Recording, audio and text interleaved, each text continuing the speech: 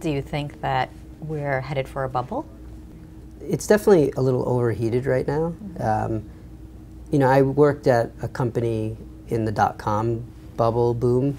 I think it's very different than that. So in that time period, if you were a tech company, you could go public, and you were immediately valued at like some ridiculous number.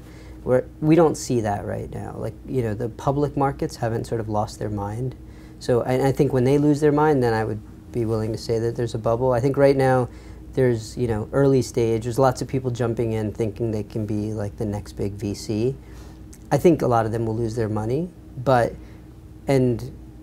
will be some casualties, but I'm not sure it's a bubble.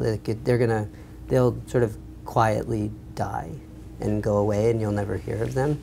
The big sort of stock market bubble, we're not really seeing right now. Right, so there's a big difference in the way companies are being valued, companies are being looked at, the way people are putting money in now versus the way it was. I think, there's some irrationality at parts of the investment cycle right now, and I think the early stages probably has the most irrationality. The public markets are still relatively rational. So I think when everybody's crazy is when I can sort of say that there's a bubble.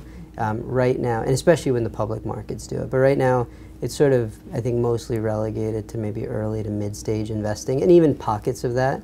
And, again, if you add up all the money that those folks are investing that they might lose, it's not on the order of something that could have big economic implications, right? It's not, when you think about how big bonds and public equities are, startup and private company investing at the early stages is small potatoes. Right.